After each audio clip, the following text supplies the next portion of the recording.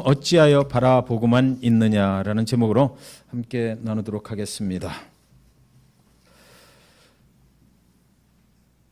창세기 41장에서 요셉이 애굽의 국무총리의 자리에 올라가게 되는 것, 그것까지 지난주일에 우리가 상고를 해보았습니다.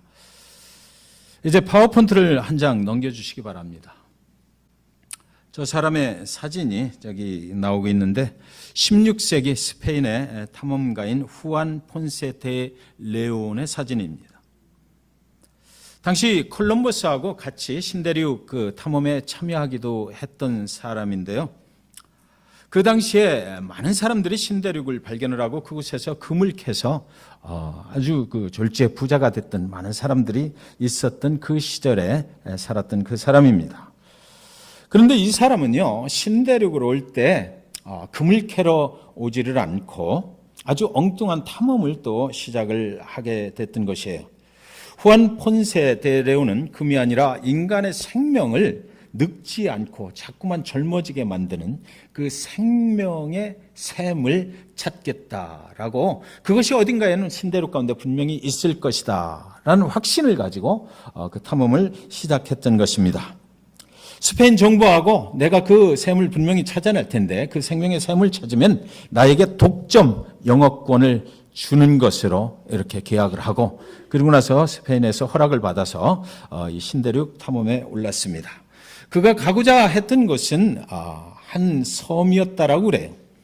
그래서 오랜 동안 항해를 거쳐서 이제 신대륙에 도착을 할 때 1513년 3월이었습니다.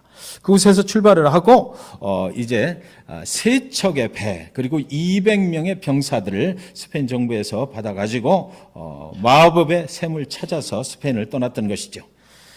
한 달 만에 이제 신대륙에 도착을 했는데 신대륙의 동남부에 도착을 하게 됐습니다. 그들이 상륙해 보니까 그곳은 아주 화려한 꽃들이 만발해 있는 것입니다. 그리고 기후도 얼마나 좋은지 몰라요. 그래서 그들이 대륙에 발을 딱 내딛는 그 날이 바로 스페인에서 보면은 부활절이었다라고 그럽니다. 그래서 그 부활의 꽃이다라고 이름을 짓고, 그들은 이곳에는 분명히 이제 이렇게 축복된 땅이니까 생명을 젊게 만들어버리고 평생 우리가 죽지 않고 계속해서 젊은 나이로 살 수 있는 그런 특이한 샘물이 있을 것이다 생각을 하고 병사들을 풀어서 이제 그곳에서 그 샘을 찾기 시작하는 것입니다. 저 사진이 바로 생명을 찾는 그 병사들의 모습이 그려진 사진입니다. 근데 그 신대륙이요, 여러분 중에 혹시나 어디인지 지금 감을 잡고 계신 분 혹시 계십니까? 어디인 것 같습니까? 신대륙은 바로 우리가 살고 있는 플로리다입니다. 그래서 플로리다는 그 의미가 꽃이 만발했다라는 그 플라워가 많이 이제 만발을 했다라는 그런 뜻을 가지고 있는 것이죠. 그곳에 도착한 후안 폰세 데 레온은 너무나 아름다운 꽃들에 반해서 이 땅의 이름을 우리가 플로리다라고 짓자. 그래서 이 플로리다가 그 이름이 그 사람이 지어 만든 것입니다. 꽃이 활짝 피었다는 뜻이죠. 후안 폰세 데 레온과 200명의 병사들은 그 물을 찾기 시작했어요. 그 물에 한번 들어갔다 나오면, 목욕을 하고 나면 이제 자꾸만 젊어져서 늙지를 않는 생명의 샘물, 그것을 이제 찾아서 찾기 시작을 했던 것이죠. 그 물만 찾아낸다면 얼마나 돈을 많이 벌 수가 있겠습니까? 네. 그러나 결국 그 젊음의 생명수는 찾지 못하고 실패하고 말았던 것이죠. 여러분은 그 영원한 생명의 물을 찾으셨나요? 여러분이 찾으신 그 생명의 물은 과연 어떤 것입니까? 우리를 영원한 생명으로 인도하는 그 생명수는 과연 어떤 것이냐고요. 우리는 살 길을 찾아 나선 인생들이죠. 우리는 살기를 원해요. 좀 더 좋은 모습으로 살기를 원하고 좀 더 가치 있는 삶을 살기를 원합니다. 우리에게는 살 길이 열려 있습니다. 수많은 사람들이 그 살 길을 아직 모르고 살아가지만, 그러나 저와 여러분은 이미 그 살 길을 찾아서 그 길을 가고 있는 것이죠. 오늘 성경 말씀은 어떻게 시작을 하냐면 온 땅에 큰 기근이 들었다라고 이렇게 시작을 해요. 먹고 살 양식이 없어졌다는 것입니다. 기근이 들었어요. 그러니까 양식이 없다는 것이고 흉년이 7년 동안 계속됐어요. 그러니까 애굽 땅이라는 곳에 그동안 7년 동안 풍년이 들었습니다. 그러다가 이제 앞으로 7년 동안 계속해서 흉년이 드는 거예요. 그러니까 애굽에 그때 요셉이 국무총리가 됐는데 그 바로의 꿈을 해석을 해서 7년 동안 풍년이 오고 그리고 나서 흉년이 온다. 그것을 보니까 요셉이 이제 국무총리가 돼서 그 7년 동안 풍년이 드는 동안에 그 모든 양식을 잘 저장을 해놨던 것이에요. 그래서 요셉이 국무총리가 돼서 단단히 제 몫을 하고 있는 것입니다. 그런데 성경은 뭐라고 그러냐면 이제 그 흉년 들고 기근이 와서 사람들의 생명을 위협하는 이것이 애굽에만 국한되지 않고 온 땅에 기근이 왔다라고 설명을 해요.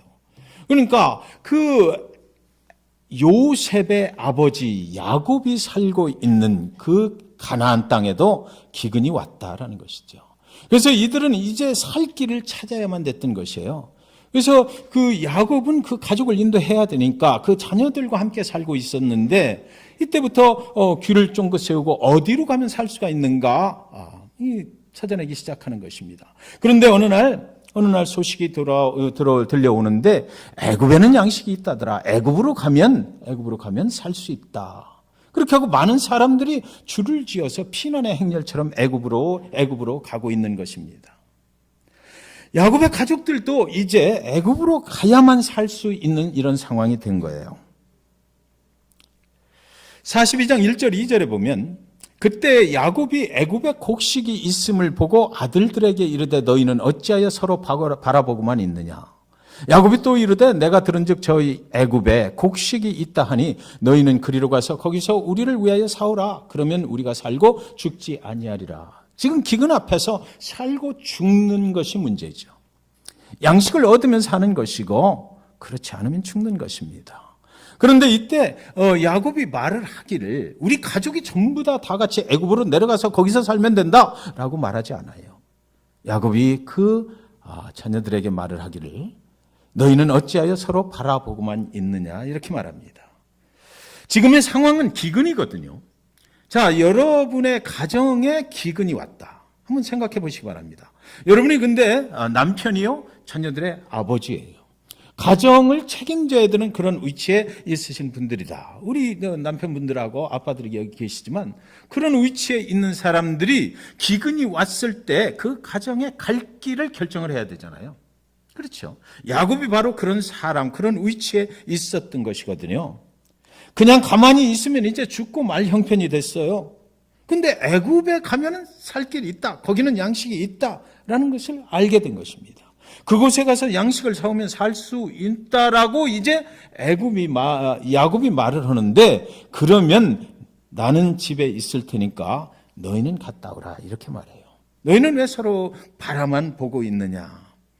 야곱이 살 수 있는 길을 그 가족들에게 안내를 하는데 너희들이 가서 사오면 우리가 살 수 있더라. 이거를 하나님께 맡겨버리면 더 하나님의 위대하신 축복의 길로 쓰임받고 그 길을 갈 수 있는데도 말이죠.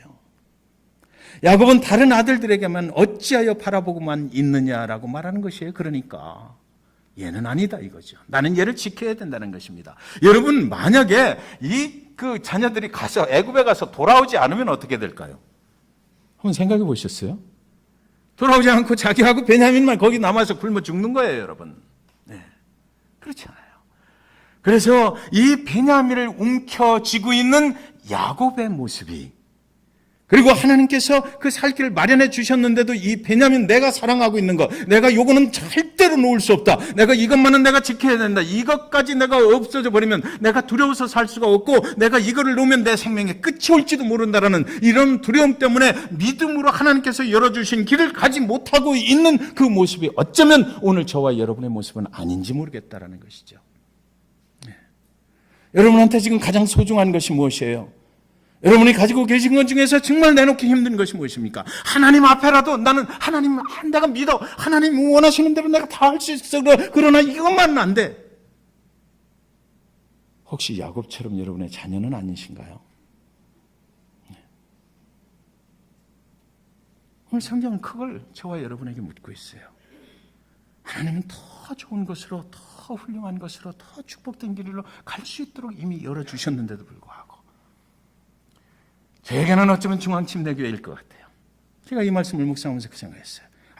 그동안 참 중앙침례교회 이렇게 하면서 스모케 사역하면서 내가 어떻게 해온 건데 내가 이 교회를 떠나도 좀 잘 됐다는 소리를 들으면 좀 들어야 될 텐데 내가 언젠가는 정말 이 하나님께서 나를 사용하셔서 이 잭슨빌의 중앙침례교회를 정말 나를 사용하셔서 하셨고 이랬던 그런 기억들을 내가 끝까지 갖고 살아야 할 텐데 천국에 가서 하나님한테 그때 중앙침례교회 네가 하느라고 수고했어 이런 소리 좀 들었으면 좋겠는데 이 소중한 중앙침례교회 하나님 그것 때문에 중앙침례교회에 더 큰 역사와 축복을 계획하고 계신 그 하나님의 길을 네가 막고 있지는 않느냐라는 거죠.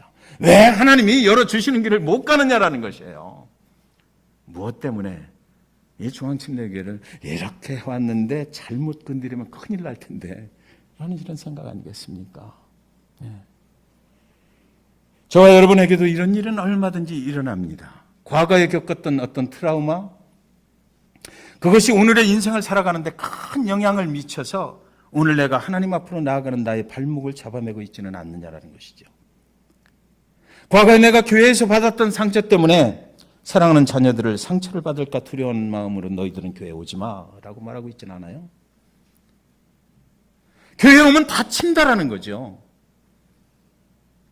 나는 교회에서 그런 갈등을 겪었어요. 그래서 그 트라우마 때문에 어쩌면 나는 괜찮아. 나는 이제 어차피 그런 몸이니까. 그러나 너희들은 아니야.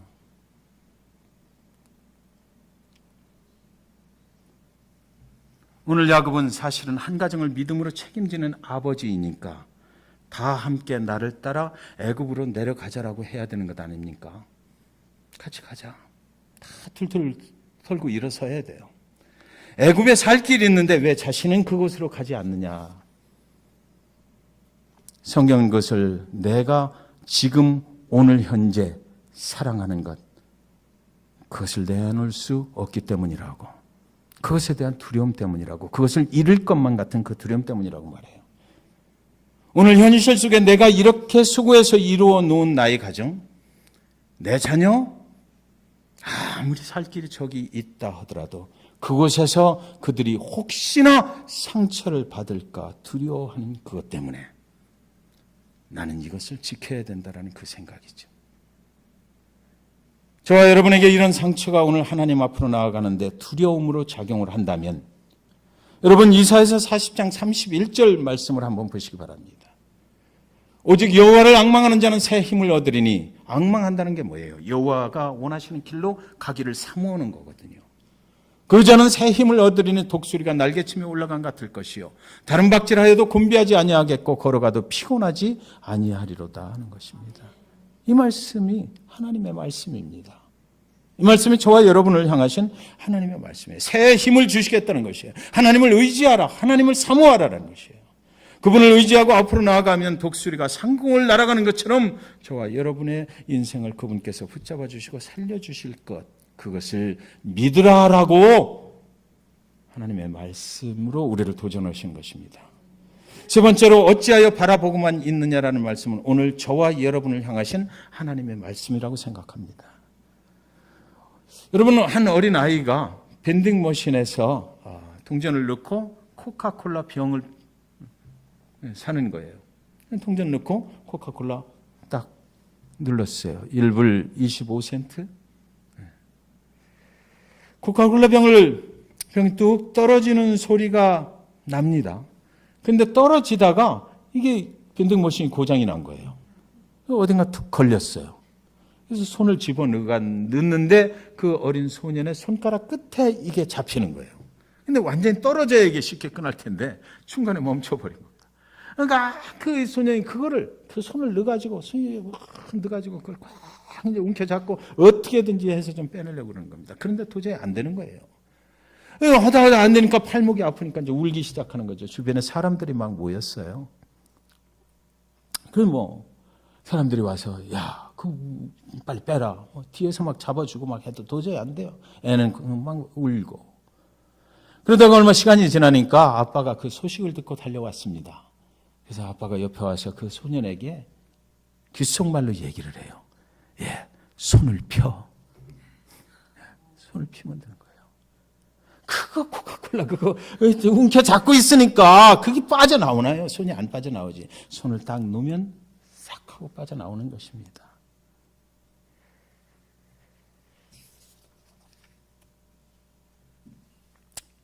살려면 손에 쥐고 있는 것을 놓으면 살 수 있어요.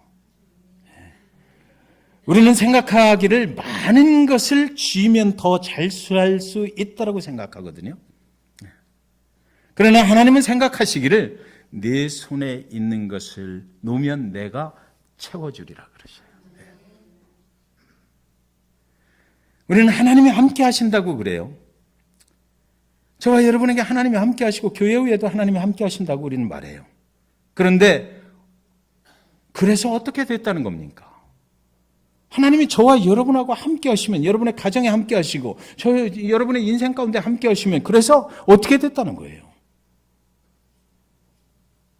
그 해답을 가지고 계십니까? 하나님이 당신의 인생에 함께 하심으로 어떤 일이 일어나고 있느냐 하는 것이 중요한 것이지 하나님이 함께 하시는 것만으로 중요한 것은 아니다 이거죠. 모든 인류를 위해서 예수 그리스도 그분께서 그의 생명을 주셨잖아요. 모든 인류를 위해서 주신 것 그것이 중요한 게 아니고 그 예수가 나와 무슨 관계가 있느냐, 그 예수가 나의 삶을 지금 어떻게 오늘 인도하고 있느냐라는 것이 중요한 것이죠. 그 예수로 인해서 나의 삶이 어떻게 변했느냐라는 거, 그 예수가 나의 발걸음을 어떻게 오늘 하루 인도하고 있느냐 이것이 중요하다는 것이에요. 여러분의 인생에 지금 그 예수로 인해서 무슨 일이 일어났느냐, 함께 하시는 하나님 그분으로 인해서 여러분의 인생은 지금 어느 길을 어떻게 가고 있느냐 그것이 중요한 것입니다. 잭슨빌 중앙침례교회에 하나님이 함께하고 계시다면, 그렇다면 잭슨빌 중앙침례교회는 하나님이 함께하심으로 지금 무슨 일이 여기 일어나고 있느냐라는 것이죠. 하나님이 함께하고 계셔도 그것으로 끝난다면, 그것으로 끝이라면, 아무 일도 일어나지 않는다면 하나님이 함께하시는 의미가 전혀 없는 것 아니겠느냐고요. 여러분, 저와 여러분의 인생 속에도 성경 속에 기록되어 있는 이 기근의 날들은 찾아와요. 재정적으로 어려움 겪을 수도 있어요. 잘 되던 사업이 잘 안 될 수도 있어요. 우리가 살고 있는 이곳이 꽃들이 만발한 플로리다라고 해도 여기도 겨울이 찾아오더라고요. 무더운 여름날이 또 있어요. 플로리다 살고 있는 이 축복의 땅에 살고 있는 저와 여러분에게도 계절은 바뀌더라고요. 기근이 올 때가 있는 거예요. 꽃이 만발할 때가 있고 시들 때가 있는 것이에요. 그러나 기근의 날들을 통해서 하나님은 우리의 길을 생명으로 인도한다라고 오늘 성경은 말씀하시길 원하시는 거거든요. 기근의 날들 속에서 오늘 성경의 기록에 보니까 애굽으로 가면 살 길이 있다라고 말해요. 거기 가면은 내 잃어버렸던 자녀 그 요셉이 거기서 국무총리가 돼갖고 너를 보살필 것이다. 그 고센이라는 그 목초가 우거진 그 땅으로 너희에게 살게 해줄 것이다. 그리고 거기서 400년이라는 오랜 동안 그들은 부흥하게 될 것이다. 그리고 나서도 그 땅에서 다시 모세를 세워서 그들을 출애굽 광야로 구원하는 그런 역사를 이루어 주셔서 절대로 하나님은 너희를 버리지 아니하실 것이다. 그 약속의 땅 가나안까지 온전히 들어가게 하실 것이다라는 것이거든요. 기근이 찾아왔을 때 그 기근 속에 있는 의미는 뭐냐면 우리는 기근을 맞이해서 굶어 죽어라라는 것이 아니고 하나님을 믿는 자들에게는 기근을 통해서 하나님이 인도하시는 길로 너끈히 갈 수 있도록 하나님이 길을 열어주셨다. 그것이 기근의 의미라는 것이에요. 저와 여러분에게 어려운 시절이 오면 하나님께서 다른 길을 열어주시는구나. 그것을 보고 찾아가는 거죠. 그것을 보고 찾아갈 때 뭐예요? 우리의 과거 영매이면 갈 수 없어요. 오늘 현재 내가 정말 하나님보다 더 소중히 여기는 것이 있으면 갈 수 없어요. 그 모든 것들을 손에서 놓고 손을 펴고 우리는 그 살 길을 찾아가야 된다는 거죠. 거기에 축복의 길이 있는 것입니다. 여러분, 2000년 전 골고다 십자가에 달리신 예수가 우리를 향하여 하시는 말씀의 소리, 오늘 예수 그리스도 그분께서 십자가에 달리셔서 그 몸이 찢기시고 피가 절절 흘러요. 그곳에서 저와 여러분을 바라보시고 그 소리를 하시는 것 아닐까요? 너는 어찌 바라보고만 있느냐? 너를 살리기 위해서 그 생명을 준 하나님의 아들 예수가 십자가에 달려 있는 것, 그것을 너는 바라보고만 있느냐? 왜 그를 믿고 그를 너의 구세주와 주인으로 받아들이질 않고, 그리고 그분이 인도하는 삶을 따라가지 않고 왜 그 십자가를 바라보고만 서 있느냐? 내가 너희에게 살 길을 주었는데 너희는 왜 바라보고만 있느냐라는 소리입니다. 내가 죽을 수밖에 없는 죄악과 멸망의 기근의 길에서 살 길을 만들어 주었는데 너희는 왜 그 십자가를 바라보고만 있느냐? 수많은 사람들은 아직도 그 십자가를 바라보고만 서 있죠. 인류에게 죽음에서 생명으로 갈 수 있는 길이 열렸는데도 불구하고 아직도 내 자신의 베냐민을 놓지 못해서 그를 믿지 못하고 바라만 보고 있는 거예요. 인간이 영원히 살 수 있는 길은 예수를 믿는 길밖에는 없다고 성경은 분명히 말해요. 야곱과 그의 형제들이 구원을 얻는 길은 야곱이 사랑하고 아끼고 포기하고 싶지 않은 그 베냐민을 손에서 놓아야만 되는 것이죠. 결국은 성경은 그렇게 가잖아요. 성경을 계속해서 43장을 보면 기근이 더 심해졌다. 손을 놓을 때까지, 베냐민을 보낼 때까지 기근은 계속해서 심해지는 것이에요. 그리고 야곱도 나중에는 결국은 애굽에 가서 그 요셉을 만나게 되는 그런 장면이 있는 거죠. 하나님은 저와 여러분의 구원을 위해서 그의 사랑하는 아들을 포기했잖아요. 플로리다에는 영원한 생명의 샘은 없어요. 영원한 생명으로 가는 길은 오직 예수 그분만으로 갈 수 있는 것이지요.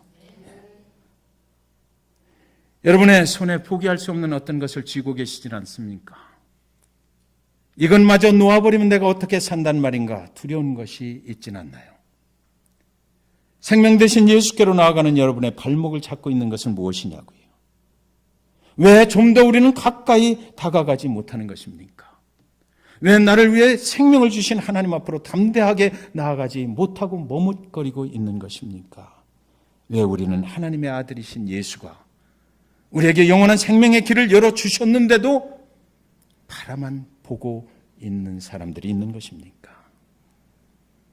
그리스도의 십자가는 바라만 보는 것이 아니에요. 그 예수 앞으로 달려나가야 되는 거예요. 그래서 너희도 나의 십자가를 지고 나를 따르라 하셨거든요. 예수 그리스도 그분이 지고 가신 십자가는 온 인류의 죄를 온통 다 거기다 뒤집어 씌운 그 십자가라 굉장히 무거웠어요. 거기는 채찍이 가해진 십자가예요. 피가 흘려진 십자가예요. 그러나 예수 그리스도 그분께서 우리를 위해서 모든 질고를 대신 지시고 죄를 대신 지시고 그날에 해결해 버렸기 때문에 이제 우리는 그 예수 그리스도의 뒤를 따라가면서 지고 가는 십자가는 가볍다라고 말씀하셔요. 너희가 지고 가는 십자가는 무겁지 않다. 그러나 나를 기억하라라는 거죠. 내가 어떻게 했는지 그 십자가를 기억하라. 그리고 나를 따라오라는 거예요. 우리는 그래서 그 십자가를 지고 예수 그리스도 그분 앞으로 달려나가야만 합니다. 그때의 하나님의 능력이 우리에게 임하게 되는 것이고 하나님의 축복된 인생을 우리는 살게 되실 것이에요. 그래서 그 하나님께서 오늘 이 성찬의 예식을 통해서 예수 그리스도 그 십자가 앞으로 저와 여러분을 초청하고 계십니다. 더 가까이 와야지. 손에 쥐고 있는 건 내려놓고 더 가까이 와 말씀하시는 그 초청에 아멘 하고 따라가시는 저와 여러분 되시기를 주님의 이름으로 간절히 축원드립니다. 성찬식 거행하도록 하겠습니다.